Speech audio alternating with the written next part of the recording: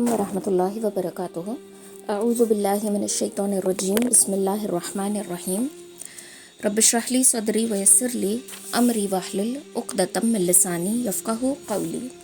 رب یسر ولا تعسر وتمم بالخیر وبک نستعین یا فتاح یا فتاح یا فتاح ربی زدنی علما ربی زدنی علما ربی زدنی علما۔ پچھلی کلاس میں ہم نے یہ دیکھا تھا کہ دوسری بیعت عقبہ جو تھی وہ مکمل ہو گئی اور ایک بڑی تعداد میں لوگ آئے، نبی علیہ الصلوۃ والسلام کے ہاتھ پر بیعت کر کے چلے گئے۔ لیکن یہ جو بات تھی یہ اب مکہ کے لوگوں میں دھیرے دھیرے پھیلنے لگی، اور مکہ کے سرداروں کو اور کافر جو بھی موجود تھے وہاں پر، مشرک کافر سب لوگوں کو یہ اندازہ لگ گیا کہ اب مسلمانوں کا جو یہ اسلام ہے وہ دھیرے دھیرے مکہ سے باہر بھی جانے لگا ہے، اور نبی علیہ الصلوۃ والسلام جو ہے اپنے کام پر لگے ہوئے ہیں۔ اور یہ بات کہ اتنی بڑی جماعت آ کر ان کے دین کو قبول کر کے پھر روانہ ہو گئی، ان کو کھائے جا رہی تھی، اور یہ پریشان ہو گئے تھے کہ کس طریقے سے اسلام کے جڑوں کو کاٹ دیا جائے، کس طریقے سے اسلام کو پھیلنے سے روک دیا جائے۔ بس اسی کشمکش میں تھے کہ کچھ تو ہو کہ ہم نبی علیہ الصلوۃ والسلام کو اور باقی مسلمانوں کو ابھی سے روک سکیں۔ تو جب یہ دوسری بیعت عقبہ مکمل ہو گئی تو اسلام کے جو دشمن تھے، جو کفار تھے، جو جہالت میں تھے، ان سب کے اندر ایک ہلچل مچ گئی، اور ان کی اس ہلچل کو دیکھتے ہوئے اللہ رب العزت نے اجازت دے دی کہ اب ہجرت کی جائے۔ ہجرت کے دیکھو، ہجرت کے معنی آتے ہیں اپنے مال دولت ہر ایک چیز کی قربانی دے کر بس اپنی جان بچا کر ایک جگہ سے دوسری جگہ پر نکل جائیں، ایک شہر کو چھوڑ کر دوسری شہر میں سیٹل ہو جانا۔ یہ بہت بڑی قربانی ہوتی ہے کہ جو بھی اپنا سب کچھ ہے، سب کچھ پیچھے چھوڑ دیا، اپنا گھر، اپنا کاروبار، اپنی جائیداد، سب کچھ چھوڑ کے بس اپنی جان کو بچا کر وہاں سے نکل جانا۔ تو نبی علیہ الصلوۃ والسلام کے حکم سے سب مسلمانوں نے ہجرت کرنا شروع کر دیا۔ اب یہ جو ہجرت تھی یہ مکہ سے لے کر مدینہ کی طرف تھی۔ پہلے ٹائم جب ہجرت کیے تھے تو مکہ سے اس کے نجاشی کے پاس مسلمان چلے گئے تھے، بادشاہ جو تھا نجاشی، حبش کا بادشاہ، وہاں پر چلے گئے تھے۔ اب یہاں پر جو ہجرت ہو رہی ہے یہ مکہ سے لے کر مدینہ کی طرف، یثرب کی طرف جو ہے یہ ہجرت ہو رہی تھی۔ تو سب سے پہلے مہاجر جو ہیں وہ حضرت ابو سلمہ رضی اللہ تعالیٰ عنہ تھے۔ انہوں نے سب سے پہلے ہجرت کا ارادہ کیا۔ اب ان کی بیوی کے جو گھر والے ہیں، مطلب ان کے سسرال والے، ان کی بیٹی کو روک لیتے ہیں اور کہتے ہیں کہ یہ تمہاری بیوی ہے اور یہ ہماری لڑکی ہے، ہم اس کو اپنے پاس رکھیں گے، ہم تمہیں اپنی بیٹی تمہارے پاس ساتھ نہیں بھیجیں گے، کیونکہ سب کچھ تو تم یہاں پہ چھوڑ کے جا رہے ہو، تو کس بھروسے ہم اپنی بیٹی کو تمہارے ساتھ رخصت کریں۔ ساتھ میں ان کا بچہ بھی تھا، اور یہاں سے ابو سلمہ کے جو ہیں گھر والے ابو سلمہ کو کھینچ رہے تھے، بچے کو کھینچ رہے تھے اپنی طرف، کہ ہماری اولاد ہے، اور وہاں سے ان کی بیوی کے گھر والے جو ہیں بچے کو کھینچ رہے۔ اتنا کھینچا تانی ہوئی کہ بچے کا ہاتھ اکھڑ گیا، اور انہوں نے کسی نہ کسی طریقے سے ابو سلمہ کی بیوی کو اپنے پاس ہی رکھ لیا۔ اور پھر یہ حال ہوا کہ ان کی بیوی اس غم میں رہنے لگی، مایوس رہنے لگی اور اداس رہنے لگی۔ ان کی حالت کو دیکھ کر ان کے ایک رشتہ دار کو ان پہ ترس آ گیا، ترس آ کر کہنے لگے کہ اس بیچارے کو جانے کیوں نہیں دیتے، اسے خوامخواہ یہاں پر روک کے رکھا ہے، یہ اپنے شوہر سے، اپنے بیٹے سے جدا ہے اور یہاں پر تڑپ رہی ہے۔ تو اس پر سلمہ یعنی کہ ان کی جو بیوی تھی، ان کے گھر والوں نے کہا کہ اگر تم جانا چاہتی ہو تو اپنے شوہر کے پاس جا سکتی ہو۔ تو حضرت سلمہ اپنے بیٹے کو لے کر، اپنے بیٹے کو اپنی ڈھال بنا کر یہ مدینہ کی طرف چل پڑی، اور یہ 500 کلومیٹر کی مسافت طے کر کے یہ اکیلی وہاں پر نکل گئی۔ تو جب یہ راستے میں پہنچی تھی تو ان کا سامنا ہوا عثمان ابن ابی طلحہ سے، اور ساری حالات انہوں نے بتائی کہ ایسا ایسا میرے ساتھ ہوا، میرے مائکے والوں نے مجھے روک رکھا تھا اور اب میں مدینہ کی طرف جا رہی ہوں۔ تو حضرت عثمان جو ہیں، حضرت عثمان ابن ابی طلحہ، یہ ان کے ساتھ چلے قبا تک۔ قبا کی آبادی جب نظر آئی تو بولے کہ تمہارا شوہر جو ہے اسی بستی میں آباد ہے، تم جاؤ اور وہاں پر اس کو ڈھونڈ لو، اللہ تعالیٰ تمہارے اس سفر کو اور تمہارے اس اپنے شوہر کے ڈھونڈنے کے معاملے میں تمہارے لیے برکت عطا فرمائے۔ اور اس کے بعد وہ مکہ پلٹ آئے، تو انہیں قبا کی بستی تک چھوڑ کر عثمان ابن ابی طلحہ جو ہیں وہ واپس آ گئے۔ دوسرا واقعہ یہ ہے کہ حضرت صہیب رضی اللہ تعالیٰ عنہ، انہوں نے جب ہجرت کا ارادہ کیا تو ان سے کفار قریش نے کہا کہ تم ہمارے پاس آئے تھے تو حقیر اور فقیر تھے، تمہارے پاس کچھ نہیں تھا، لیکن یہاں آ کر تمہارا مال بڑھ گیا، مال تمہارا بہت زیادہ ہو گیا اور تم بہت آگے پہنچ گئے، تمہیں ترقی مل گئی۔ اب جب تم سب کچھ ہمارے یہاں آ کر تم نے مال کمایا، تم نے عزت کمائی اور تمہیں ترقی مل گئی، اور تم چاہتے ہو کہ یہ سب کچھ لے کر تم یہاں سے نکل جاؤ، تو ایسا نہیں ہو سکتا۔ تو حضرت صہیب نے کہا کہ اچھا یہ بتاؤ کہ اگر میں اپنا مال یہیں پر چھوڑ دوں تو کیا تم میرا راستہ چھوڑ دو گے؟ تو انہوں نے کہا کہ ہاں چھوڑ دیں گے۔ تو حضرت صہیب کہتے ہیں کہ اچھا تو پھر ٹھیک ہے، تمہارا مال تمہارے حوالے اور میں اللہ کے رسول کے حوالے، اور یہ وہاں سے نکل گئے۔ تو جب نبی علیہ الصلوۃ والسلام کو یہ پتہ چلا تو نبی علیہ الصلوۃ والسلام نے فرمایا صہیب نے بہت ہی نفع اٹھایا، بہت فائدے کا سودا کیا ہے کہ مال کو چھوڑ دیا اور انہوں نے ہجرت کر لی۔ اب یہاں پر حضرت عمر ابن خطاب رضی اللہ تعالیٰ عنہ، عیاش ابن ابی ربیہ اور حشام رضی اللہ تعالیٰ عنہ، حشام ابن عاص ابن وائل، یہ آپس میں طے کرتے ہیں کہ ہم تینوں نکل جائیں گے اور فلاں جگہ ایک سپاٹ طے کرتے ہیں کہ اس جگہ سے ہم یہاں پر اکٹھا ہوں گے اور یہاں سے نکل جائیں گے۔ تو مدینہ ہجرت کرنے کا ان کا ارادہ مکمل ہو گیا۔ اب حضرت عمر اور حضرت عیاش وقت مقررہ پر آ گئے، لیکن حشام رضی اللہ تعالیٰ عنہ کو قید کر لیا گیا۔ ٹھیک ہے، تو حضرت عمر اور حضرت عیاش یہ دونوں وقت پر جو طے کیا گیا تھا وقت، وہاں پر آ کر پہنچ گئے، لیکن حشام رضی اللہ تعالیٰ عنہ جو آ رہے تھے ان کو قریش مکہ نے قید کر لیا۔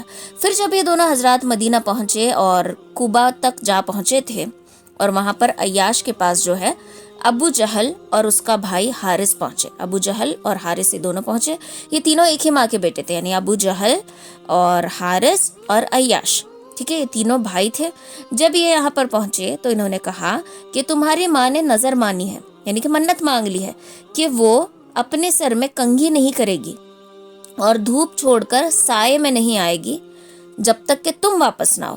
یہ سن کر عیاش کو اپنی ماں پر ترس آ گیا۔ حضرت عمر رضی اللہ تعالیٰ عنہ نے ان کی کیفیت دیکھی اور کہنے لگے کہ عیاش دیکھو، خدا کی قسم یہ لوگ تم کو محض تمہارے دین سے فتنے میں ڈالنا چاہتے ہیں، لہٰذا تم ہوشیار رہو، ان کے بات میں مت آنا، یہ تمہیں ایموشنلی بلیک میل کر رہے ہیں یا پھر یہ تمہیں ایموشنل ڈیفینڈ کر کے یہاں سے لے جانا چاہتے ہیں، تو تم ہوشیار رہنا۔ خدا کی قسم اگر تمہاری ماں کے سر میں جوئیں پڑ گئی تو وہ کنگھی کرے گی، ضرور کرے گی، ایسا نہیں کہ بنا کنگھی کرے رہے گی، وہ کرے گی ضرور۔ اور اگر وہ دھوپ میں کھڑی رہی تو مکہ کی دھوپ میں زیادہ دیر تک نہیں کھڑی رہ سکتی، وہ سائے میں ضرور آئے گی۔ مگر عیاش رضی اللہ تعالیٰ عنہ کا دل ماں کی بات سن کر تڑپ اٹھا اور انہوں نے بات نہ مانی، حضرت عمر کی بات وہ نہیں مانتے، اور انہوں نے کہا کہ میں اپنی ماں نے جو قسم کھائی ہے اس کے لیے ان دونوں کے ہمراہ نکل جانا چاہتا ہوں، میں واپس جانا چاہتا ہوں۔ تو انہوں نے یہ فیصلہ کیا۔ تو حضرت عمر کہتے ہیں کہ اچھا جب تم نے یہ طے ہی کر لیا ہے، تمہارا یہی ارادہ ہے، تو میری اونٹنی کو اپنے ساتھ لے جاؤ، یہ بڑی عمدہ اور تیز ہے، اور اس کے پیٹھ تم مت چھوڑنا، یعنی کہ اس کی پیٹھ پر سے مت اترنا، اور اگر ان لوگوں کی طرف سے کوئی تمہیں شک ہو رہا ہے، کچھ بھی ایسا انسیڈنٹ لگے جو تمہیں شک میں ڈال رہا ہے، تمہیں کچھ ڈاؤٹ آ رہا ہے، تو وہاں سے واپس باہر بھاگ کر نکل آ جانا۔ تو عیاش رضی اللہ تعالیٰ عنہ اونٹنی پر سوار ہوئے اور دونوں کے ہمراہ نکل پڑے۔ راستے میں ایک جگہ ابو جہل نے کہا کہ بھائی یہ جو تمہاری اونٹنی ہے، یہ جو میں جس اونٹ پر سوار ہوئی تو بڑا سخت نکلا، کیوں نہ تم مجھے اپنی اونٹنی پر پیچھے بٹھا لو، میں تمہاری اونٹنی پر پیچھے سوار ہو جاتا ہوں۔ تو عیاش رضی اللہ تعالیٰ عنہ نے کہا کہ ٹھیک ہے، اور اس کے بعد اونٹنی بٹھا دی، یعنی اونٹنی کو نیچے بٹھا دیا اور دونوں اپنی اپنی سواریوں سے اٹھ گئے۔ جب ابو جہل جو ہے عیاش رضی اللہ تعالیٰ عنہ کی اونٹنی کے نزدیک گیا اور حضرت عیاش اونٹنی پر سے اتر گئے تھے، تو یہ دونوں حارث اور ابو جہل عیاش رضی اللہ تعالیٰ عنہ پر ٹوٹ پڑے اور انہیں رسی سے جکڑ کر باندھ دیا، اور اسی بندھی ہوئی حالت میں مکہ لے کر آ گئے اور کہا کہ اے اہل مکہ، اپنے بے وقوف کے ساتھ ایسا ہی کرو جیسا کہ ہم نے اپنے اس بے وقوف بھائی کے ساتھ کیا ہے۔ تو ہم نے کس طریقے سے اس کو پھنسا کر اپنے ساتھ باندھ کر لے کر آ گئے۔ تو دیکھو حضرت عمر رضی اللہ تعالیٰ عنہ کو پہلے سے یہ سمجھ میں آ گیا تھا کہ یہ لوگ پھنسا رہے ہیں، لیکن اب ماں تو ماں ہوتی ہے، ماں کا نام سنتے ہی حضرت عیاش کا دل تڑپ اٹھا اور یہ پھنس گئے اور چلے گئے۔ اور یہاں پر یہ ہوا کہ راستے میں ان کو کسی بہانے سے بے وقوف بنایا گیا اور ان کو رسیوں سے جکڑ کر اور یوں ہی جکڑا ہوا رسی باندھ کر ان کو مکہ کی طرف لے جایا گیا۔ تو پھر اس بیت کے بعد مطلب یہ جو بیت کبریٰ ہوئی، اس کے بعد یہ دھیرے دھیرے ہجرت کا سلسلہ چلتا رہا اور دھیرے دھیرے تکلیفات جو ہیں وہ بڑھتے گئے. کسی نہ کسی طریقے سے مسلمانوں کو مکہ میں روکے رکھنا ہے، یہ کافروں کا جو ہے وہ انٹینشن تھا. نبی علیہ الصلوۃ والسلام، حضرت ابوبکر اور حضرت علی رضی اللہ تعالیٰ عنہم، ان کے علاوہ کچھ مسلمان ایسے مکہ میں رہ گئے تھے جن کو کافروں نے روک رکھا تھا، اور ان کے علاوہ باقی سارے مسلمان جو ہے ہجرت کر کے مدینہ کی طرف چلے گئے تھے. صحیح بخاری میں حضرت عائشہ رضی اللہ تعالیٰ عنہ سے مروی ہے، رسول اللہ صلی اللہ علیہ وسلم نے مسلمانوں سے فرمایا، مجھے تمہارا مقام ہجرت دکھلایا گیا ہے. یہ دو پہاڑیوں کے درمیان واقع ہے، ایک نخلستانی علاقہ ہے. ان کے بعد لوگوں نے مدینہ کی طرف جو ہے ہجرت کرنا شروع کر دیا. عام مہاجرین ابھی حبشہ میں بھی تھے، وہ بھی وہاں سے حبشہ سے مدینہ کی طرف نکلنے لگے. حضرت ابوبکر رضی اللہ تعالیٰ عنہ انہوں نے بھی سفر مدینہ کا تیاری شروع کر دی اور اپنا ساز و سامان جو بھی راستے کے لیے لگتا ہے وہ باندھنے لگے. تو رسول اللہ صلی اللہ علیہ وسلم نے فرمایا، ذرا تم رکے رہو، کیونکہ توقع ہے کہ مجھے بھی اجازت دی جائے اور میں تمہارے ساتھ آؤں گا. حضرت ابوبکر کہتے ہیں کہ میرے ماں باپ آپ پر فدا، کیا آپ کو بھی اس کی امید ہے؟ کیا آپ کو امید ہے کہ اللہ آپ کو حکم دے گا؟ تو فرمایا کہ ہاں مجھے امید ہے. اس کے بعد حضرت ابوبکر رضی اللہ تعالیٰ عنہ جو ہے مکہ میں رکے رہے، لیکن انہوں نے سفر کی تیاری شروع کر دی، یعنی کہ اپنی اونٹنیوں کو اچھے طریقے سے ببول کے پتے کھلا پلا کر ان کو طاقتور بنایا تاکہ سفر میں نکلنے کے لیے آسانی ہو سکے. اب یہاں پر قریش میں ہلچل مچی ہوئی تھی کہ کس طریقے سے ان کو روکا جائے، اور کچھ تو کیا جائے نا، کہ مسلمان اب جا رہے ہیں مکہ کی باؤنڈری سے نکل رہے ہیں، مکہ سے نکلنے کے بعد ہم ان کو کیسے ان پر ہم حکومت کر سکیں گے، کیسے ہم ان پہ کنٹرول کر سکیں گے، اور کیسے ان کے جو نیا دین یہ لے کر آئے ہیں اس کو ہم کیسے مٹا سکیں گے. یہ ہلچل مکہ والوں کے اندر بڑی زور اور شور سے چل رہی تھی. اب یہاں پر یہ سب لوگ کیا طے کرتے ہیں کہ ہم قریش کا جو پارلیمنٹ ہاؤس تھا جس کو دار الندوہ کہا جاتا ہے، یہاں پر سب اکٹھا ہو کر کسی سلیوشن کے لیے سب یہاں پر اکٹھا ہو رہے تھے کہ کس طریقے سے ان مسلمانوں کو روکا جائے. تو مشرکین اس مقصد کے لیے بیت عقبہ کبریٰ کے تقریباً 2.5 مہینے بعد، یعنی 26 صفر نبوت کا 14th ایئر تھا، تو یہاں پر یوم جمعرات کے دن مکہ کے پارلیمنٹ ہاؤس دار الندوہ میں سب لوگ اکٹھا ہو گئے. تو سب لوگ وہاں پر آئے اور سب لوگ ڈسکشن کے لیے ایک کے بعد ایک یہاں پر جمع ہونے لگے. تو یہاں پر جو مین لوگ آئے تھے وہ تھا ابو جہل، پھر جبیر ابن مطعم، طعیمہ ابن عدی اور حارث ابن عامر، شیبہ ابن ربیعہ، عتبہ ابن ربیعہ، ابو سفیان ابن حرب، نضر ابن حارث، ابو البختری ابن حشام، زما ابن اسود اور حقیم ابن حزام، نبی ابن حجاج، منبہ ابن حجاج، امیہ ابن خلف. یہ سارے مین لوگ جو تھے یہاں پر اکٹھا ہو گئے. جب وقت طے ہو گیا تھا، اس وقت پہ جب یہ دار الندوہ پہنچے تو وہاں پر ابلس آلریڈی موجود تھا، اور ابلس جو ہے ایک شیخ جلیل کی صورت میں آیا تھا، ایک شیخ بن کے آیا تھا اپنے آپ کا بھیس بدل کے. دیکھو ابلس کو اللہ تعالیٰ نے نا، وہ جب اللہ اور شیطان کی حجت ہوئی تھی تو اس نے جب مہلت مانگی تھی تو چند باتیں بھی مانگی تھی کہ اپنے بھیس بدلنے کا اختیار اللہ تعالیٰ نے ابلس کو اس وقت دے دیا تھا. تو اس نے اپنے آپ کو ایک جلیل شیخ کی صورت میں تبدیل کیا. بڑا آبا یا چوگا جسے کہتے ہیں وہ اس نے اوڑھ رکھا تھا اور راستے کو روک کر یہ دروازے میں آڑا کھڑا تھا. لوگوں نے کہا کہ یہ کون ہے، یہ کون سے شیخ ہیں؟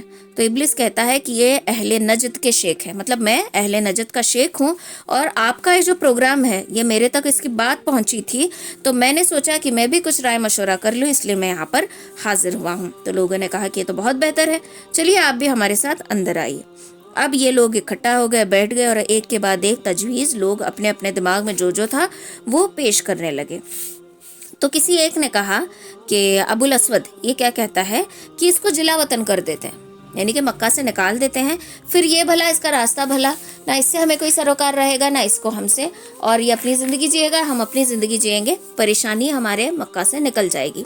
مگر شیخ نجدی نے کہا کہ نہیں، خدا کی قسم یہ مناسب رائے نہیں ہے. تم دیکھتے نہیں کہ یہ شخص کتنے میٹھے بول بولتا ہے، اس کی بات کتنی عمدہ ہے، یہ لوگوں کا دل جیت لیتا ہے. اگر تم نے ایسا کیا اور اس کو جلا وطن کر دیا تو یہ کسی نہ کسی عرب کے قبیلے میں جائے گا اور وہاں پر لوگوں کو اپنا پیروکار بنا لے گا، اور پھر امید ہے کہ ایک دن یہ ان لوگوں کے ساتھ آ کر تمہارے ہی شہر میں آئے اور تمہیں ہی یہاں سے روند کر باہر نکال دے۔ تو یہ کوئی خاص تجویز نہیں ہے، یہ بیکار تجویز ہے۔ پھر ابو البختری نے کہا تو اس کو ہم لوہے کی بھیڑیوں میں جکیڑ کر قید کر دیں اور باہر سے دروازہ بند کر دیں، پھر اس کا انجام موت ہوگا، جس کا انتظار کرتے ہوئے بندھا ہوا وہیں پر گرا رہے گا اور اس کو کوئی باہر بھی نہیں نکال سکے گا۔ تو شیخ نجدی نے کہا کہ نہیں نہیں، خدا کی قسم یہ بھی مناسب رائے نہیں ہے، واللہ اگر تم لوگوں نے اس کو قید کر دیا جیسے کہ تم کہہ رہے ہو، اور اس کی خبر بند دروازے کے باہر نکل کر اس کے ساتھیوں تک ضرور پہنچے گی، پھر کچھ دنوں کے بعد یہ چیز دور نہیں ہے کہ یہ لوگ آ کر اپنے ساتھی کو نکالنے کے لیے تمہارے ساتھ لڑ پڑیں اور اس کو اپنے پاس سے نکال لے کر جائیں، اور ان کی تعداد بھی زیادہ ہے، تو یہ ضرور تم پر غالب آ جائیں گے۔ تو یہ کوئی بہتر طریقہ نہیں ہے، کوئی اور تجویز سوچو۔ تو یہ دونوں تجویزیں جو ہے پارلیمنٹ میں رد کر دی گئی۔ اس کے بعد ایک آواز آئی اور وہ آواز تھی ابو جہل کی۔ اس نے کہا اس شخص کے بارے میں میری رائے ہے، اور میری رائے یہ ہے کہ تم سب لوگ یہ جو کہہ رہے ہو یہ بیکار باتیں ہیں، تو ہم کیا کریں گے؟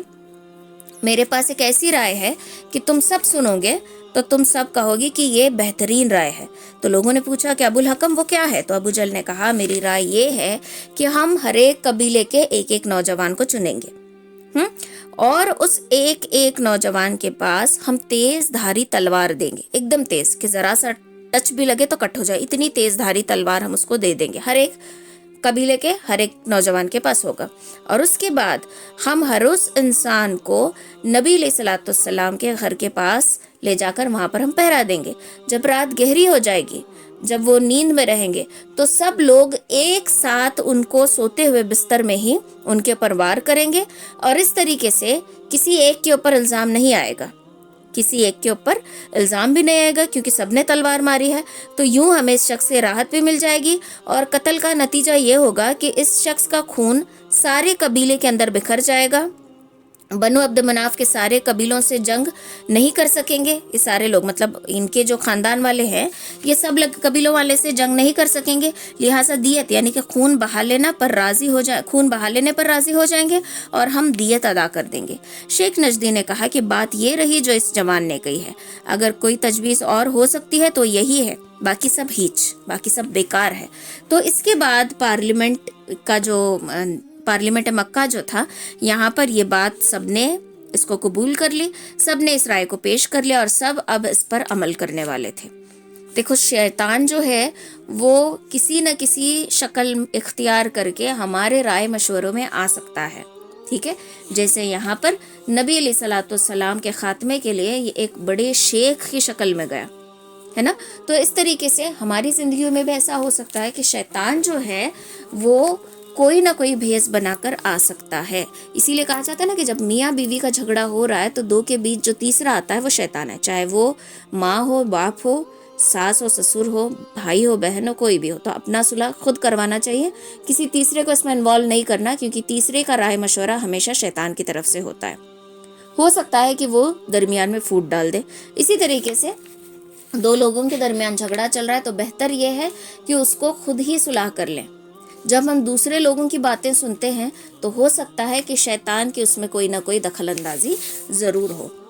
اب نبی علیہ الصلوۃ والسلام کے قتل کا نعوذ باللہ جو یہ ارادہ کر چکے تھے، اس کے بارے میں جبریل امین آپ صلی اللہ علیہ وسلم کو اطلاع دے دیتے ہیں، بتا دیتے ہیں کہ آپ کے اس طریقے سے یہ لوگ قتل کا ارادہ کر چکے ہیں، یہ سازش ہو رہی ہے، تو اب آپ کو اللہ تعالیٰ نے حکم دیا ہے کہ آپ بھی مکہ چھوڑ کر مدینہ کی طرف ہجرت کر لیں۔ جب آپ کو یہ بات پتا چلے، اور جبریل امین نے یہ بھی کہا کہ آج کی رات جس بستر پر آپ سوتے ہیں اس بستر کو چھوڑ دیں، یعنی کہ اپنا بستر بدل دیں، اس پر سونے کی آپ کو اجازت نہیں ہے۔ اس اطلاع کے بعد یہ جب خبر آپ کو ملی تو آپ ٹھیک دوپہر کے وقت ابو بکر رضی اللہ تعالیٰ عنہ کے گھر تشریف لے گئے تاکہ ان کے ساتھ ہجرت کا سارا جو پروگرام ہے، سب کچھ جو سفر ہوگا اس کے بارے میں ڈسکشن کر سکیں۔ حضرت عائشہ رضی اللہ تعالیٰ عنہ کا بیان ہے، ٹھیک دوپہر کے وقت ہم لوگ ابو بکر رضی اللہ تعالیٰ عنہ کے مکان میں بیٹھے تھے، کسی نے کہا کہ ابو بکر رسول اللہ آ رہے ہیں، سر ڈھانک کر یہاں پر تشریف لے کر آ رہے ہیں۔ یہ ایک ایسا وقت تھا کہ اس وقت کبھی آپ صلی اللہ علیہ وسلم تشریف نہیں لاتے تھے، مطلب دوپہر کے وقت آپ کبھی نہیں آتے تھے۔ تو حضرت ابوبکر رضی اللہ تعالیٰ نے کہا کہ میرے ماں باپ آپ پر قربان، آپ اس وقت کسی اہم معاملے میں آئے ہوں گے، بتائیے کیا بات ہے۔ حضرت عائشہ کا بیان ہے، کہتی ہیں رسول اللہ صلی اللہ علیہ وسلم فرمائے، آتے ہیں، تشریف لاتے اور کہتے ہیں کہ ابوبکر اپنے پاس جو بھی لوگ ہیں ان کو ہٹا دو۔ حضرت ابوبکر نے کہا کہ بس آپ کے اہل خانہ ہی ہیں، آپ کے اوپر میرے ماں باپ فدا ہوں، کیا معاملہ ہے اللہ کے رسول، بتائیے کہ کیا معاملہ ہے۔ تو پھر نبی علیہ الصلوۃ والسلام کہتے ہیں کہ اچھا سنو، مجھے روانگی کی اجازت مل چکی ہے۔ ابوبکر نے کہا کہ کیا ساتھ میں نکلنا ہے، کیا ہم دونوں ساتھ میں روانہ ہوں گے؟ تو نبی علیہ الصلوۃ والسلام نے فرمایا کہ ہاں بالکل، ہم ساتھ میں نکلیں گے۔ تو حضرت ابوبکر کی خوشی کا ٹھکانہ نہیں تھا، کہا کہ چلو یہ تو بڑی خوشی کی بات ہے، میرے ماں باپ آپ فدا ہوں۔ اس کے بعد ہجرت کا سارا پروگرام طے ہو چکا۔ رسول اللہ صلی اللہ علیہ وسلم اپنے گھر واپس تشریف لائے اور رات کی آمد کا انتظار کرنے لگے۔ ادھر قریش کے اکابر مجرمین نے اپنا سارا دن مکے کے پارلیمنٹ دار ندوہ میں، وہاں پر سارے جو بھی ان کی پلاننگ تھی اس کو کمپلیٹ کر لیا، اور ان کے 11 سردار کو انہوں نے منتخب کر لیا، یعنی کہ جو تلوار لے کر رکے رہیں گے نا، وہ 11 لوگ تھے۔ کون کون؟ ابو جہل ابن ہشام، عقبہ ابن ابی معیط، امیہ ابن خلف، طعیمہ ابن عدی، ابی ابن خلف، حکم ابن عاص، نضر ابن حارث، زما ابن اسود، ابو لہب، نبیہ ابن حجاج اور اس کا بھائی منبہ ابن حجاج۔ یہ سارے لوگ یہاں پر تلواریں لے کر جانے والے تھے۔ تو پھر یہاں پر یہ دروازے پر جا کر نبی علیہ الصلوۃ والسلام کے خات میں بیٹھ گئے، رات ہوئی، دروازے پر جا کر بیٹھ گئے تاکہ آپ سو جائیں اور ہم سب اکٹھا ان کے اوپر ٹوٹ پڑے۔ ان لوگوں کو پورا یقین تھا کہ آج تو ہم نعوذ باللہ نبی علیہ الصلوۃ والسلام کا کام جو ہے وہ مکمل کر دیں گے۔ تو پھر ابو جہل بھی بڑے غرور اور گھمنڈ میں تھا، اور اس نے کہا کہ گھیرا ڈال لو، اور یہ وہی محمد ہے جو کہتا ہے کہ اگر تم لوگ اس کے دین میں داخل ہو کر اس کی پیروکاری کرو گے تو عرب اور عجم کے بادشاہ بن جاؤ گے، پھر مرنے کے بعد اٹھائے جاؤ گے تو تمہارے لیے اردن کے باغات جیسی جنتیں ہوں گی، اور اگر تم نے ایسا نہیں کیا تو تمہاری طرف یہ جہنم کی وعیدیں کرتا ہے کہ تم جب اٹھائے جاؤ گے تو تمہارے لیے آگ ہوگی، اور ہنسنے لگا۔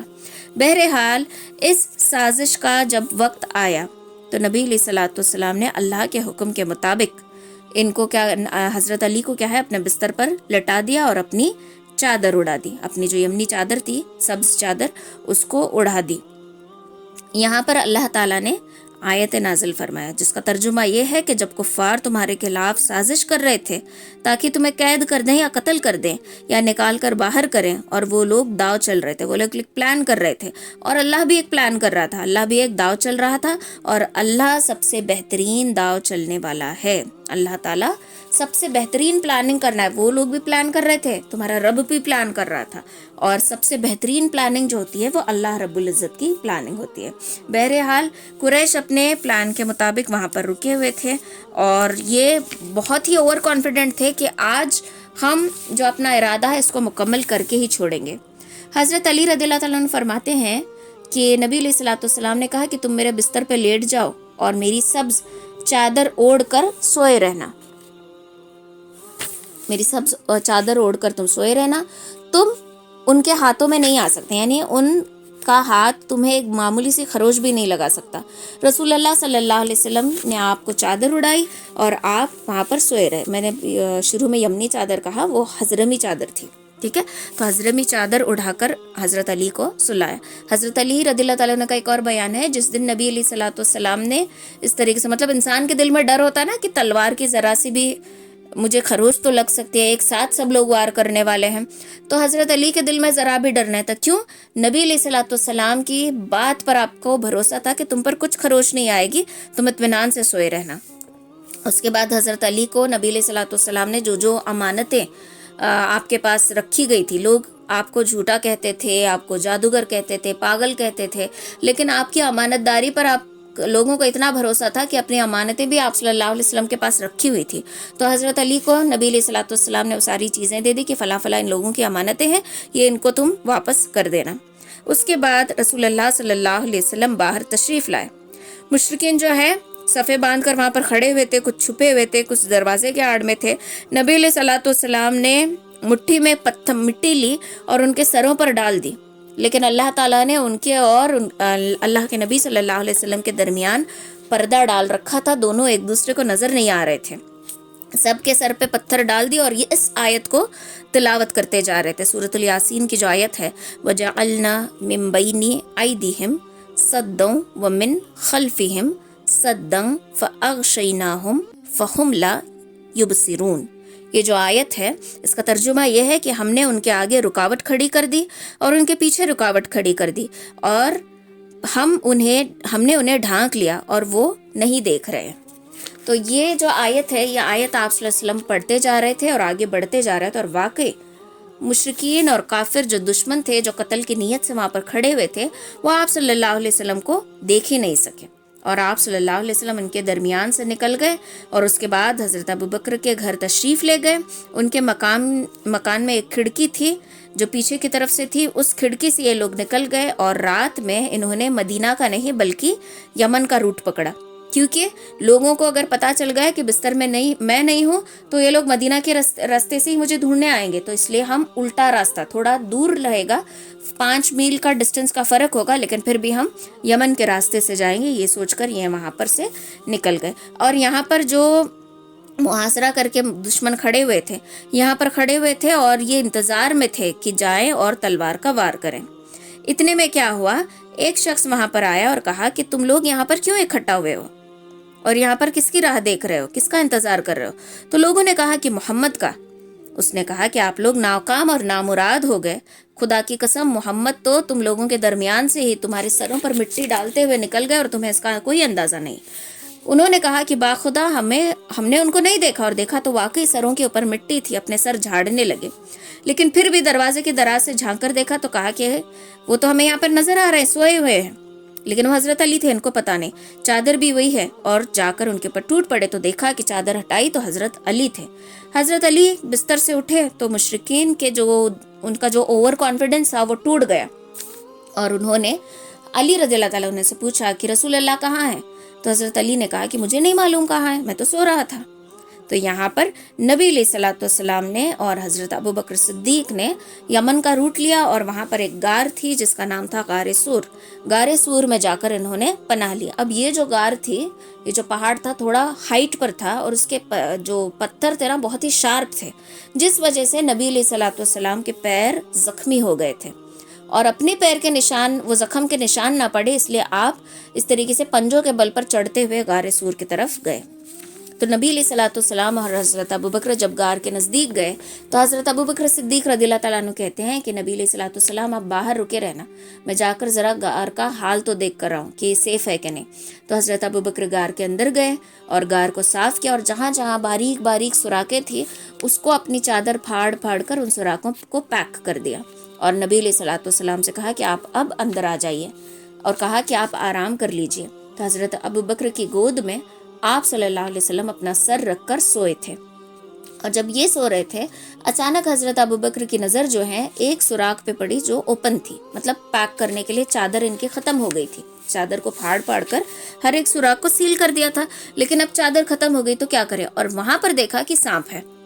تو انہوں نے کیا کیا، اپنے انگوٹھے سے اس سوراخ کو ایسا اس کا منہ پکڑ لیا، سوراخ کے منہ کی طرف اپنا انگوٹھا رکھا۔ اب وہ سانپ جو ہے مسلسل آپ کو کاٹے جا رہا تھا، سانپ کاٹ رہا ہے تو تکلیف ہو رہی ہے، برداشت کرے مگر ہلے نہیں، کیونکہ اگر میں ہلا تو میرے محبوب کی نیند میں ڈسٹربنس ہوگا، نیند میں خلل پڑے گا، اس لیے آپ بالکل ہلے نہیں، لیکن وہ درد برداشت کر کے آنکھ سے آنسو اور پسینہ سب آ رہا ہے، اور آنکھ کا آنسو آپ کے چہرے پر ٹپک گیا۔ جب آپ کے چہرے پر یہ ٹپکا تو آپ کی نیند کھلی، اور کہا کہ اے ابوبکر تمہیں کیا ہوا ہے، تم کیوں روتے ہو؟ تو حضرت ابوبکر نے کہا کہ مجھے کسی چیز نے کاٹ لیا۔ جب آپ نے انگوٹھا ہٹایا تو سانپ باہر آیا، آپ صلی اللہ علیہ وسلم نے اپنا لعاب مبارک آپ کے انگوٹھے کو لگایا، اور زہر کا اثر جو ہے وہ ختم ہوتا گیا۔ بعض کتابوں میں آتا ہے، مجھے نہیں پتا کتنا اوتھینٹک ہے، لیکن ایسا میں نے پڑھا تھا کہ وہ جو سانپ تھا اس کو آلریڈی معلوم تھا کہ نبی علیہ الصلوۃ والسلام اس غار میں رکیں گے، اور یہ حضرت سلیمان علیہ السلام کے دور سے وہ سانپ جو ہے انتظار میں تھا کہ آخری نبی کا دیدار ہو جائے، تو وہ اتنے لمبے انتظار میں تھا، اور جب دیدار کا وقت آیا تو حضرت ابوبکر نے انگوٹھے سے وہ روک دیا، تو اس لیے میں ان کو کاٹ رہا تھا، اور اس نے آپ صلی اللہ علیہ وسلم کو دیکھ کر وہ سانپ وہاں سے نکل گیا۔ اب یہ کتنا اوتھینٹک ہے میں نہیں جانتی، میں نے بس پڑھا تھا، ٹھیک ہے۔ تو یہ انتظار میں تھا کہ وہ آپ صلی اللہ علیہ وسلم کو دیکھا. اور ایک بعض اس میں آتا ہے کہ یہ جو سانپ تھا یہ جنات تھا اور یہ انتظار میں تھا کہ وہ آپ صلی اللہ علیہ وسلم کا دیدار کر لے جو آخری نبی ہے. تو اب یہ لوگ غارِ سور میں جو ہے یہاں پر رکے ہوئے تھے اور یہاں پر یہ قیام کرتے ہیں. اب یہاں پر مکہ میں جو ہے ہلچل تھی کہ کہاں گئے ہوں گے یہ لوگ، اور ان کو ڈھونڈنے کے لیے نکل گئے اور سب پاگل ہو رہے ہیں.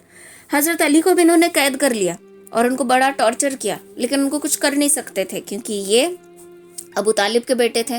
تو ان کو اتنا ٹارچر کیا، قید رکھا، لیکن حضرت علی نے کچھ بتایا نہیں. اور یہاں پر ان کا دماغ جو ہے، مکہ والوں کا دماغ خراب ہو رہا تھا کہ اتنا اچھا موقع، مطلب اوور کانفیڈنس تھا کہ جیسے اب انسان کو یہ ہوتا نا کہ میں یہ بازی جیت جاؤں گا، لیکن سڈنلی لاسٹ مومنٹ پہ جب وہ بازی ہار جاتا ہے تو وہ ہار کو اپنے ایکسیپٹ نہیں کر پاتا.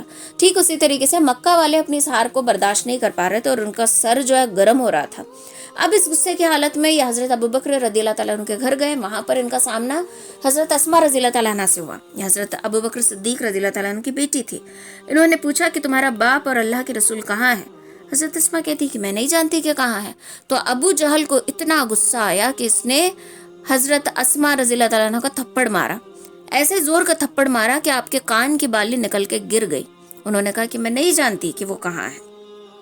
تو اب قریش والے نا پاگل ہو رہے تھے اور یہاں یہ نبی علیہ الصلوۃ والسلام اور حضرت ابوبکر صدیق رضی اللہ تعالیٰ عنہ یہ دونوں اس میں غار میں جو ہے 3 راتیں یعنی جمعہ، سنیچر اور اتوار کی راتیں یہاں پر چھپ کر گزاری. اسی دوران حضرت ابوبکر رضی اللہ تعالیٰ عنہ کے ایک صاحبزادے عبداللہ بھی یہاں راتیں گزارتے تھے. حضرت عائشہ رضی اللہ تعالیٰ عنہ کا بیان ہے کہ وہ گہری سوجھ بوجھ کے مالک سخن فہم نوجوان تھے. یہ شہر کی تاریکی اور دونوں حضرات کے پاس چلے جاتے تھے. رات کے اندھیرے میں دونوں کے پاس جاتے تھے اور کچھ کھانے پینے کا سامان دیتے تھے. پھر آپ دونوں کے خلاف جو بھی سازشیں مکہ میں ہو رہی ہیں ان سازشوں کو ان لوگوں کو بتاتے تھے کہ آپ کے خلاف یہ سازش کی جا رہی ہے، ساری خبر انٹیمیشن سب کچھ دے رہے ہیں. ادھر حضرت ابوبکر صدیق رضی اللہ تعالیٰ عنہ کے ایک اور غلام عامر ابن فہیرہ بکریوں کو چراتے چراتے بہانے سے اس طرف آتے تھے اور دودھ دھو کر ان کو دیتے تھے پینے کے لیے. تو سب کچھ پلان تھا، سب کچھ سیٹ تھا. اور عامر ابن فہیرہ بکریاں ہانک کر یہاں پر 3 دن اس طریقے سے آتے جاتے رہے تاکہ لوگوں کو شک نہ ہو اور ان لوگوں کو مطلب نبی علیہ الصلوۃ والسلام اور حضرت ابوبکر کو دودھ بھی ملے اور تھوڑی بہت یہاں کی انفارمیشن بھی ملنے لگے. اور حضرت فہیرہ جو ہے ان کے ساتھ مدینہ کے سفر میں ان کے ساتھ ہی رہے. ادھر قریش پاگل ہو رہے ہیں. اب اس پاگل پن میں انہوں نے انعام کا اعلان کر دیا. کیا اعلان کر دیا؟ کہ جو محمد اور اس کے ساتھی کو ڈھونڈ کر لائے گا چاہے زندہ یا مردہ اس کو انعام دیا جائے گا. اور یہ انعام کا اشتہار سب جگہ پھیل گیا. اب یہاں پر یہ تلاش کرنے والے تلاش کرتے کرتے یمن کی طرف بھی آ گئے، مطلب جو جہاں پر یہ غار میں چھپے ہوئے تھے وہاں بھی آ گئے. اور اتنا ڈسٹنس تھا، حضرت ابوبکر کہتے ہیں کہ میرے نبی اگر یہ لوگ تھوڑا اپنی نگاہ نیچی کر لیں گے تو ہمیں دیکھ لیں گے کیونکہ ان کے پیر ہمیں نظر آ رہے ہیں. اگر یہ تھوڑا سا نیچے جھانک کر بھی دیکھیں گے تو ہم ان کو 100% نظر آنے والے ہیں، تو ہم تو پکڑے جائیں گے.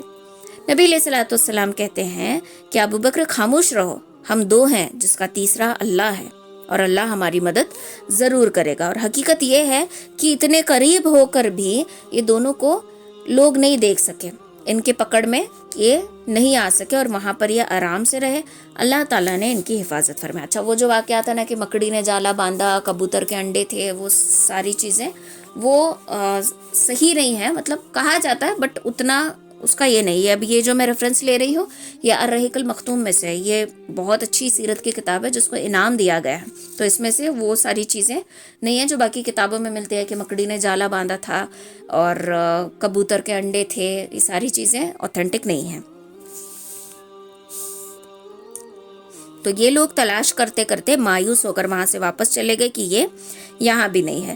تو اب جب مدینہ یہ جو لوگ تھے مکہ کے لوگ تھے، ان کی جب وہ جو گرمی تھی، جوش تھا ان کے اندر، وہ دھیرے دھیرے جب سرد پڑنے لگا تو یہ اب لوگ غار سور سے نکل کر آگے کوچ کرنے لگے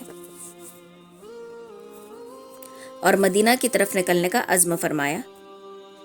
اور عبداللہ ابن اریقت یہ جو انسان تھے یہ ابھی نبی علیہ الصلوۃ والسلام کے دین پر نہیں تھے، قریشی کے دین پر تھے، لیکن قابل اطمینان تھے. تو ان سے ڈیل ہوئی تھی کہ یہ سواریاں لے کر آئیں گے اور ان کے حوالے کریں گے اور یہ مدینہ کی طرف یہ لوگ روانہ ہوں گے. تو وعدے کے مطابق وہ دونوں سواری لے کر آئے اور غار کے پاس پہنچ گئے. چنانچہ جب دوشنبہ کی رات آئی، ربیع الاول 1 ہجری کی چاند رات تھی، عبداللہ ابن اریقت سواریاں لے کر آ گیا اور اسی موقع پر ابو بکر رضی اللہ تعالیٰ عنہ نے رسول اللہ صلی اللہ علیہ وسلم کے خدمت میں افضل ترین اونٹنی پیش کرتے ہوئے گزارش کی کہ آپ ان میری دونوں سواریوں میں سے جو بھی آپ کو سواری قبول ہے اس کو قبول کر لیجئے. نبی علیہ الصلوۃ والسلام نے فرمایا کہ ہاں، لیکن میں اس کی قیمت ادا کر کے لوں گا، مطلب قیمت کا بدلہ دوں گا.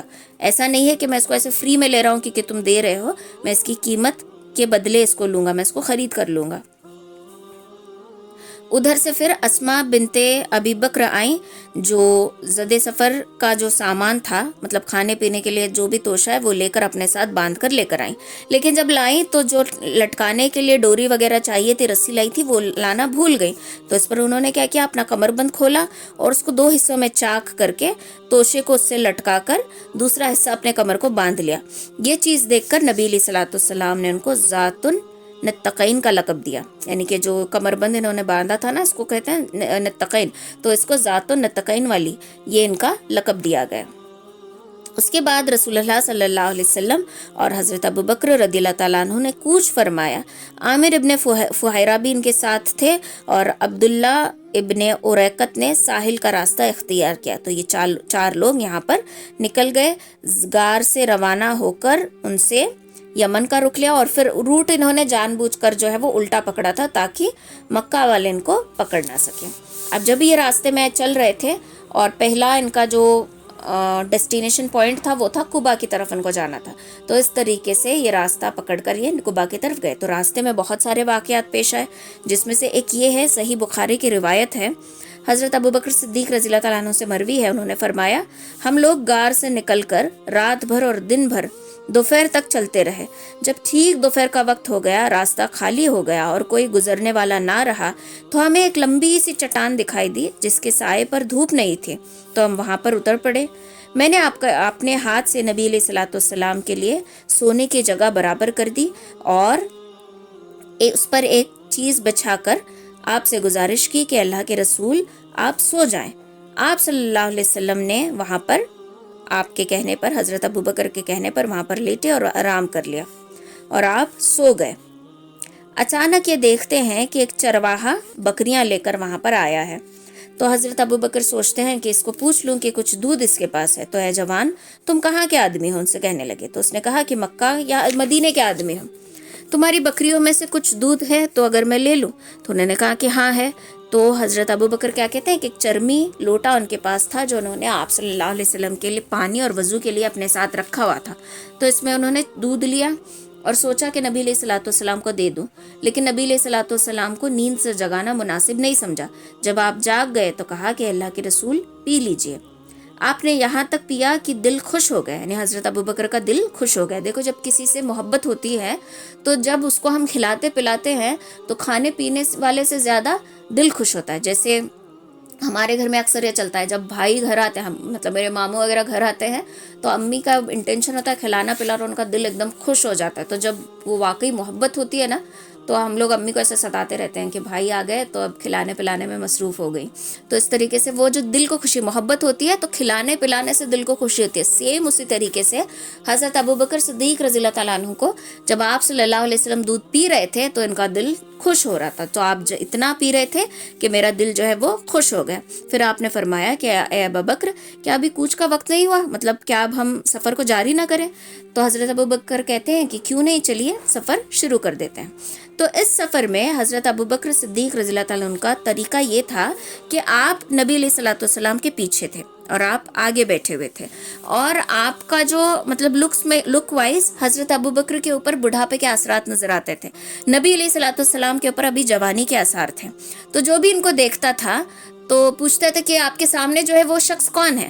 تو حضرت ابو بکر صدیق رضی اللہ تعالیٰ عنہ کہتے تھے کہ یہ مجھے راستہ دکھاتا ہے.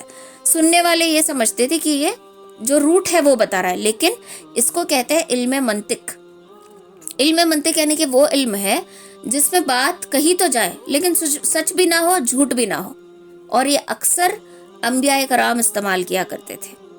اس کو کہتے ہیں علم منطق. جیسے کہ آپ کو اگر مثال دوں تو حضرت ابراہیم علیہ السلام کے قصے میں یہ ہمیں بہت ساری پوائنٹس یہاں پر ملتے ہیں. جب سارے لوگ عرس کا دن تھا اور سب لوگ باہر جانے لگے عرس کے لیے، حضرت ابراہیم نہیں آتے. ابراہیم علیہ السلام کہتے ہیں، ان کے والد جب پوچھتے ہیں کہ تم نہیں آ رہے ہمارے ساتھ، تو حضرت ابراہیم علیہ السلام کہتے ہیں کہ نہیں، انا سقیمن، میں بیمار ہوں. وہ بیمار نہیں تھے. تو لوگ یہاں پر آبجیکشن کرتے ہیں کہ وقت کے نبی ہیں اور انہوں نے کیسے کہا کہ میں بیمار ہوں جبکہ وہ بیمار نہیں تھے. تو یہ علم منطق تھا کہ میرے سامنے میرے رب کے علاوہ غیر اللہ کی عبادت کی جا رہی ہے، مورتیوں کی عبادت کی جا رہی ہے. یہ دیکھ دیکھ کر اندر ہی اندر میرا دل بیمار ہو رہا ہے، میرا دل دکھ رہا ہے. تو یہ مطلب تھا انا سقیمن. ویسے ہی جب ان کو نکال دیا گیا اور اپنے ساتھ اپنی بیوی سارہ علیہ السلام کو لے کر جانے لگے، راستے میں بدکار بادشاہ نے روکا تو پوچھا کہ یہ کون ہے؟ کہا کہ میری بہن ہے. یہ نہیں کہا کہ بیوی ہے. تو کس لیے کہا؟ کہ اس وقت 3 لوگ مسلمان تھے، لوط علیہ السلام، سارہ علیہ السلام، ابراہیم علیہ السلام. اور دین یہ کہتا ہے کہ مسلمان کا بھائی ہے. تو یہ سچ بھی نہیں ہوا، جھوٹ بھی نہیں ہوا. تو اس کو کہتے ہیں علم منطق. تو اسی طریقے سے حضرت ابو بکر صدیق رضی اللہ تعالیٰ عنہ نے کہا کہ یہ مجھے راستہ دکھاتا ہے. تو ان کا مطلب یہ تھا کہ مجھے دین اور دنیا کا راستہ، جنت کا راستہ دکھاتا ہے، میری رہنمائی کرتا ہے، میری رہبری کرتا ہے. لیکن لوگوں نے کیا سمجھا کہ یہ جو جا رہے ہیں، سفر کر رہے ہیں، یہ وہ راستہ دکھاتا ہے. تو اس سفر میں گزرتے وقت ان کا گزر ہوا ام معبد رضی اللہ تعالیٰ عنہ کے گھر سے. تو یہ خزیہ کے خیمے کیا، ام معبد رضی اللہ تعالیٰ عنہ خزیہ، ٹھیک ہے، ان کے خیمے سے ہوا. یہ ایک خاتون تھی جو آنے جانے والوں کو کھلانا پلانا یہ سب کرتی تھی، ان کی مہمان نوازی کرتی تھی، اور یہ وہاں پر بیٹھی تھی. تو یہ جو وقت تھا نا، یہ قحط کا وقت تھا، سب کچھ سوکھا پڑا ہوا تھا. تو آپ وہاں پر گئے اور آپ نے جا کر پوچھا کہ آپ کے پاس کچھ کھانے پینے کی چیز ہے؟ بولے کہ باخدا ہمارے پاس کچھ ہوتا تو آپ کی میزبانی میں ہم تنگی نہ کرتے. بکریاں جو ہے دور دراز میرے شوہر کے ساتھ گئی ہیں چرنے کے لیے، اور یہ قحط کا زمانہ ہے. رسول اللہ صلی اللہ علیہ وسلم نے دیکھا کہ خیمے کے ایک گوشے میں ایک بکری ہے. فرمایا ام معبد یہ کیسی بکری ہے؟ بولی کہ اسے کمزوری نے ریوڑ سے پیچھے چھوڑ رکھا ہے. آپ نے دریافت کیا کہ کیا اس کے پاس کچھ دودھ ہے؟ بولی وہ اس سے زیادہ کمزور ہے، مطلب اتنی زیادہ کمزور ہے کہ وہ دودھ نہیں دے سکتی. تو آپ نے فرمایا اجازت ہو تو میں ذرا دیکھ لوں؟ تو بولیں کہ ہاں، میرے ماں باپ تم پر قربان، اگر تمہیں کچھ دودھ دکھائی دیتا ہے تو تم ضرور دیکھ لو. اس گفتگو کے بعد رسول اللہ صلی اللہ علیہ وسلم نے اس بکری کے تھن پر ہاتھ پھیرا، اللہ کا نام لیا اور دعا کی. بکری نے پیر پھیلا دیے اور تھن جو ہے دودھ سے اتنا بھر گئے کہ وزن ہو گئے. آپ صلی اللہ علیہ وسلم نے کہا ام معبد ایک برتن لے کر آؤ، اور بڑا برتن لے کر آؤ. ام معبد اتنا بڑا برتن لے کر آئیں کہ پوری جماعت اس سے دودھ پی سکتی تھی، اور وہ برتن بھر گیا.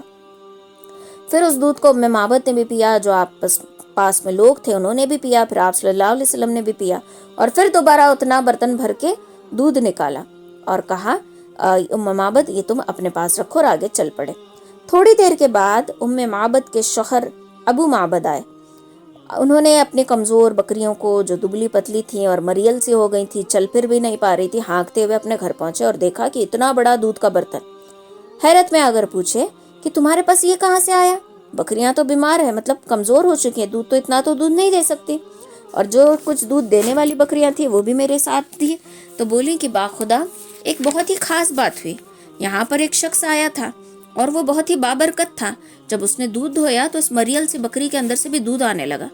ابو معبد نے کہا کہ یہ تو وہی صاحب قریش معلوم ہوتا ہے جس سے قریش تلاش کر رہے ہیں. اچھا ذرا ان کی کیفیت تو بتاؤ کہ وہ کیسے تھے. اس پر ام معبد نے نہایت ہی دلکش انداز میں آپ کا اور صاف، آپ کیسے دکھتے تھے، آپ کیسے اٹھے، آپ کیسے بیٹھے، آپ نے بات کیسی کی، اس انداز میں بتایا، سمجھو جیسے وہ سامنے ہو، اس طریقے سے نقشہ کھینچا. تو ان کے شوہر کہتے ہیں کہ کاش کہ میں وہاں پر موجود ہوتا. واللہ یہ تو وہی صاحب قریش ہے جس کے بارے میں لوگ قسم قسم کی باتیں بیان کرتے ہیں.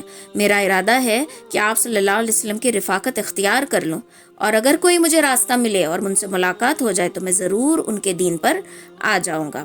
اور وہاں پر مکہ میں ایک آواز گونجنے لگی تھی. اب یہ تو مدینے کے راستے میں یہ سارے واقعات ہو رہے ہیں. مکہ میں ایک عجیب سا واقعہ پیش آیا، اور واقعہ یہ تھا کہ کچھ نظر نہیں آ رہا، مطلب کون بول رہا ہے نظر نہیں آ رہا، لیکن ایک آواز گونج رہی ہے. اور آواز یہ تھا اللہ رب العرش ان دو رفیقوں کو بہترین جزا دے جو معبد کے خیمے میں نازل ہوئے، وہ دونوں خیر کے ساتھ اترے، خیر کے ساتھ روانہ ہوئے، اور جو محمد صلی اللہ علیہ وسلم کا رفیق ہوا وہ کامیاب ہوا۔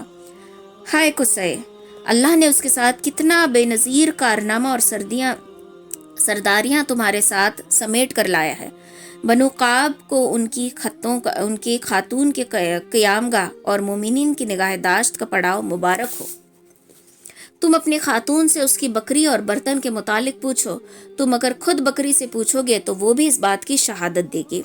حضرت اسماء رضی اللہ تعالیٰ عنہ کہتی ہیں کہ ہمیں معلوم نہ تھا کہ رسول اللہ صلی اللہ علیہ وسلم نے کدھر کا رخ فرمایا ہے، لیکن ایک جن کی آواز کے ذریعے مکہ کے یہ جو اشعار وہ پڑھتے ہوئے جا رہا تھا، یہ عربی میں ایکچولی یہ شعر پڑھتے ہوئے جا رہا تھا جس کا ترجمہ شاعری کی طرح لگ نہیں رہا، لیکن وہ جب نکلا تھا جن اشعار پڑھتے ہوئے جا رہا تھا، تو یہ اشعار سن کر ہمیں معلوم ہوا کہ نبی علیہ الصلوۃ والسلام مدینہ کی طرف روانہ ہو گئے۔ یہ کون پڑھ رہا تھا ہمیں نہیں پتا، ہمیں وہ نظر نہیں آ رہا تھا، لیکن بس آواز گونج رہی تھی، اور یہ آواز گونجتے گونجتے مکہ کے پہاڑوں کی طرف یہ آواز جو ہے وہ غائب ہو گئی۔ اب راستے کا معاملہ یہ تھا، ایک اور واقعہ پیش آیا کہ راستے میں سراقہ ابن ملک نے تعقب کیا تھا، اور اس واقعے کو وہ خود بیان کرتے ہیں۔ وہ کہتے ہیں کہ میں اپنی قوم بنی مدلج کی ایک مجلس میں بیٹھا تھا کہ اتنے میں ایک آدمی آ کر ہمارے پاس کھڑا ہوا اور ہمارے ساتھ بیٹھا۔ اس نے کہا، اے سراقہ، میں نے ابھی ساحل کے پاس چند افراد دیکھے ہیں، میرا خیال ہے کہ یہ وہی محمد ہے اور ان کے ساتھی ہیں۔ سراقہ کہتے ہیں کہ میں سمجھ گیا کہ یہ وہی لوگ ہیں، لیکن میں نے اس آدمی سے کہا کہ یہ وہ لوگ نہیں ہیں، بلکہ تم نے فلان اور فلان کو دیکھا ہے، یہ وہ لوگ نہیں ہے، یہ ابھی میرے آنکھوں کے سامنے سے گزرے ہیں۔ اب اس کی نیت کیا تھی کہ نام کو اکیلے لے لے، اور اس نے کیا بولا کہ نہیں وہ لوگ نہیں ہیں۔ پھر میں مجلس سے کچھ دیر ایسے ویسے ٹہلتے ٹہلتے وہاں سے کھڑا ہوا اور اپنے گھر چلا گیا، اور اپنی لونڈی کو حکم دیا کہ وہ میرا گھوڑا نکالے اور تیلے کے پیچھے روک کر میرا انتظار کرے۔ ادھر میں نے اپنے نیزہ لیا اور گھر کے پیچھے سے باہر نکلا، اور لاٹھی کا ایک سرا زمین پر گھسیٹتا رہا اور دوسرا سرا نیچے رکھا ہوا تھا۔ اس طرح میں نے اپنے گھوڑے کے پاس پہنچ کر اس پر سوار ہو گیا۔ میں نے دیکھا کہ وہ حسب معمول مجھے لے کر دوڑ رہا ہے، یہاں تک کہ میں ان کے قریب آ گیا۔ اس کے بعد گھوڑا مجھے لے کر میرے سمیٹ پھسل گیا اور میں گر گیا۔ میں اٹھ کر اپنا تیرکش کی طرف اپنا ہاتھ بڑھاتا ہوں، اور میں نے نیت کی کہ کس تیر سے میں ان پر وار کروں، اور میں نے ایک تیر نکالا۔ جو تیر مجھے سب سے زیادہ ناپسندیدہ تھا وہ باہر نکلا۔ میں پھر واپس اپنے گھوڑے پر سوار ہو گیا اور مجھے لے کر پھر وہ دوڑنے لگا۔ پھر سے وہ گھوڑا جو ہے گر گیا، اور پھر میں نے تیرکش سے تیر نکالا، پھر سے مجھے ناپسندیدہ تیر جو تھا وہی باہر نکلا، یعنی اس کو روکا جا رہا ہے۔ 2 بار ایسا ہوا، اور وہاں سے حضرت ابوبکر مجھے پلٹ پلٹ کر دیکھ رہے تھے، وہ مجھے بار بار پلٹ کر دیکھ رہے تھے۔ پھر سے یہی معاملہ، اور اس بار گھوڑا بہت بری طریقے سے گرا، اور پھر سے میں نے تیر نکالا تو یہ تیر پھر وہی تیر نکلا جو مجھے سب سے زیادہ ناپسند تھا۔ اس کے بعد میں نے امان کے ساتھ انہیں پکارا تو وہ لوگ ٹھہر گئے، اور میں نے اپنے گھوڑے پر سوار ہو کر ان کے پاس پہنچا جس وقت میں روک دیا گیا تھا۔ مطلب ایسا لگ رہا تھا کہ مجھے واقعی کوئی روک رہا ہے، اور میرا دل بھی اس وقت رک گیا، اور میں اس نیت سے آیا تھا کہ میں ان کو پکڑ کر لے کر جاؤں گا، لیکن اب میری نیت بدل دی گئی تھی، اور نبی علیہ الصلوۃ والسلام اس معاملے میں میرے اوپر غالب آ گئے۔ چنانچہ میں نے آپ سے کہا کہ آپ کی قوم نے آپ کے بدلے دیت یعنی کہ انعام رکھا ہے، اور ساتھ ہی میں ان لوگوں کے عزائم سے آپ صلی اللہ علیہ وسلم کو آگاہ کیا، اور توشہ اور ساز و سامان بھی پیش کیا، مگر ان کا کچھ سامان یا توشہ لینے سے نبی علیہ الصلوۃ والسلام اور حضرت ابوبکر دونوں نے انکار کیا، اور صرف اتنا کہا کہ ہمارے متعلق رازداری برتنا۔ میں نے آپ سے گزارش کی آپ مجھے پروانہ امن لکھ دیجئے، مطلب آپ ایک ریٹن ایگریمنٹ دے دیجئے کہ میں آپ کی رازداری برتوں گا اور آپ میرے جان کے خلاف کچھ بھی نہیں کریں گے۔ تو اس پر عامر ابن فہیرہ کو حکم دیا، اور انہوں نے چمڑے کے ایک ٹکڑے پر لکھ کر ان کے حوالے کر دیا۔ پھر رسول اللہ صلی اللہ علیہ وسلم آگے بڑھ گئے۔ اس واقعے سے متعلق خود حضرت ابوبکر رضی اللہ تعالیٰ عنہ کی بھی ایک روایت ہے۔ ان کا بیان ہے کہ ہم لوگ روانہ ہوئے تو قوم ہماری تلاش میں تھی، مگر سراقہ ابن ملک ابن جشام کے سوا جو اپنے گھوڑے پر آیا تھا، اور کوئی ہمیں دیکھ نہ سکا، ہم سے مل نہ سکا۔ میں نے کہا کہ اللہ کے رسول، یہ پیچھا کرنے والا شاید ہمیں لے کر ہی جائے گا۔ آپ صلی اللہ علیہ وسلم نے فرمایا، لا تحزن ان اللہ معنا، غم نہ کرو، اللہ ہمارے ساتھ ہے۔ بہرحال سراقہ واپس ہوا تو دیکھا کہ لوگ تلاش میں ہیں، کہنے لگا کہ ادھر کی کھوج بیکار ہے، یہاں میں دیکھ کر آ گیا، یہاں پر کوئی بھی نہیں ہے، یہ روٹ بیکار ہے، چلو ہم ادھر کی طرف تلاش کرتے ہیں۔ تو اس طریقے سے نبی علیہ الصلوۃ والسلام راستے میں بچتے بچاتے ہوئے، ہر چیز کا سامنا کرتے ہوئے مدینہ تک جو ہے وہ پہنچ گئے۔ راستے میں ایک اور واقعہ پیش آیا کہ بریدہ اسلامی ملے۔ یہ اپنی قوم کے سردار تھے اور قریش نے جس زبردست انعام کا اعلان کر رکھا تھا، اسی کے لالچ میں نبی علیہ الصلوۃ والسلام اور حضرت ابوبکر کی تلاش میں نکلے تھے۔ لیکن جب رسول اللہ صلی اللہ علیہ وسلم سے سامنا ہوا، بات چیت ہوئی، تو دل ہار بیٹھے، اور جو 70 آدمیوں کے ساتھ ان کو پکڑنے کے لیے گئے تھے، 70 آدمیوں کے ساتھ اپنا دل بدل کر اسلام قبول کر کے واپس آ گئے۔ تو یہ آپ صلی اللہ علیہ وسلم کی برکت تھی کہ جو آپ کے اوپر قبضہ کرنا چاہ رہا تھا، آپ کو پکڑنا چاہ رہا تھا، وہ آپ اپنا دل ہی پلٹ کر، اپنا دل بدل کر وہاں سے واپس آنے لگا تھا۔ تو اب اس طریقے سے نبی علیہ الصلوۃ والسلام یہ سفر طے کرتے ہوئے قباء کی طرف روانہ ہو گئے۔ اب قباء کے جو حالات تھے وہ ہم انشاءاللہ نیکسٹ کلاس میں پڑھیں گے۔ اب اس کے کی پوائنٹس دیکھو کہ کیا کیا امپورٹنٹ ہے۔ پہلی چیز، لوگ جتنی چاہے پلاننگ کریں، جتنا چاہے مکر کریں، جتنا چاہے داؤ چلیں، ایک داؤ اللہ بھی چل رہا ہوتا ہے، اور وہ داؤ کوئی بھی نہیں جیت سکتا۔ جب اللہ نے کچھ پلان کر لیا ہے، اس پلاننگ کو نہ کوئی بدل سکتا ہے، نہ اس میں کوئی اپنے آپ کو جتا سکتا ہے۔ تو نبی علیہ الصلوۃ والسلام کے لیے جو سازش ان لوگوں نے رچی تھی، کتنا محنت کی، پورا دن لگایا، ڈسکشن کیا، سب کچھ کیا، لیکن آپ کو یہ کچھ بھی نقصان نہیں پہنچا سکے۔ اور اللہ نے یہاں پر وعدہ کیا کیا کہ وہ لوگ ایک داؤ چل رہے ہیں، تمہارا رب بھی داؤ چل رہا ہے، اور ہوتا وہی ہے جو اللہ چاہتا ہے۔ تو اس آیت سے ہمیں ایک پیغام ملتا ہے کہ ہمارے بھی دشمن بہت زیادہ ہوتے ہیں، ہے نا؟ کبھی خاندانوں میں دشمن ہوتے ہیں، کبھی اڑوس پڑوس میں دشمن ہوتے ہیں، کبھی کاروبار میں دشمن ہوتے ہیں، کبھی اسکول میں، کالج میں، آفس میں، کہیں نہ کہیں حسد اور جلن کی وجہ سے دشمن بہت زیادہ پیدا ہو جاتے ہیں۔ تو دشمن الگ الگ پلان کرتے ہیں کہ ان کو اس طریقے سے نقصان پہنچائیں گے، اس طریقے سے یہ کریں گے، وہ کریں گے۔ تو ایک پلان اللہ بھی کر رہا ہوتا ہے۔ کبھی کبھار ہمیں ایسا لگتا ہے کہ دشمن اپنے ارادوں میں کامیاب ہو رہا ہے، لیکن یہ وہ دروازے ہیں جو ہمیں نظر آ رہے ہیں، لیکن وہ دروازے جو اللہ تعالیٰ نے ہمارے لیے رکھے ہیں، کھولے ہوئے ہیں، وہ ہمیں نظر نہیں آتے۔ تو اس کے لیے اگر دشمن کامیاب بھی ہو رہا ہے تو غم نہیں کرنا، کیونکہ اللہ تعالیٰ بیسٹ پلانر ہے۔ دیکھو، اگر کوئی ہمیں نقصان پہنچانا چاہتا ہے، کاروبار کے ذریعے ہے، یا ترقی کے ذریعے، کامیابی کے ذریعے، اولاد کے ذریعے، میاں بیوی کے ذریعے، کسی نہ کسی طریقے سے اگر کوئی نقصان پہنچانا چاہتا ہے، اگر وہ سامنے سے آ کے وار کر رہا ہے یا پیٹھ پیچھے وار کر رہا ہے، وہ سحر کا سہارا لے رہا ہے، جادو کا سہارا لے رہا ہے، یا پھر کسی اور طریقے سے وہ کر رہا ہے، تو اس کو کرنے دینا چاہیے۔ کب تک کرے گا؟ کیونکہ اللہ جب تک نہ چاہے یہ چیزیں ہم پر حاوی نہیں ہو سکتی۔ تھوڑے بہت ہمارے اوپر اس کے ایفیکٹس بھی نظر آ رہے ہیں، تو یہ اللہ کی مرضی ہے۔ اور جب اللہ تعالیٰ مدد کرنے والا ہے، اللہ تعالیٰ حفاظت کرنے والا ہے، تو وہ ہمارا بال بھی باقا نہیں کر سکتے۔